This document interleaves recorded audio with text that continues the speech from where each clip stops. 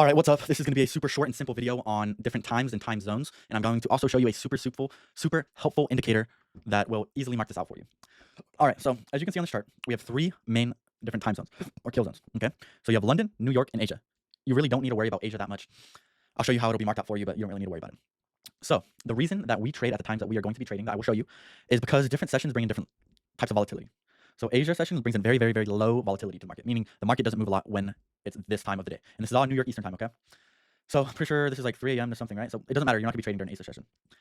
Then you have a London session, which starts at 3 a.m. and goes to 12 p.m. And the New York session opens at 9:30 a.m. and then goes to 5 p.m. So what can you see here? You can see that London and New York overlap, okay? So volatility on Asia is pretty much none. London has some decent volatility, and then New York obviously has the most volatility.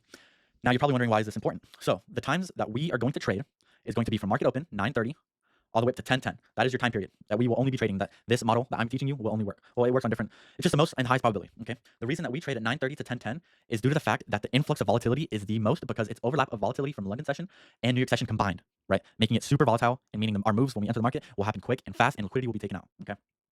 So now that you have a general understanding on why we will be trading at this time, is because the highest influx of volatility, right? I don't know why I can't say that. Volatility, highest influx of volatility. Okay.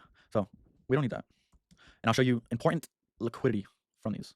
Okay, so what you're gonna do is go on indicators, just the top of trading view, and then you're gonna search ICT kill zones plus pivots by trade for op. All you have to do is click it, and you can also start it to make it a favorite. Okay, so this is important because it marks out London low and London high, Asia high, and Asia low.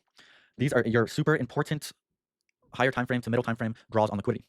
Most of the time, when one side of London is taken, the other side is taken in the other morning. Okay, so as you can see, London high gets taken at New York open, London low gets taken. Here you can see price comes up, manipulates, takes out London high first, come down and takes London low.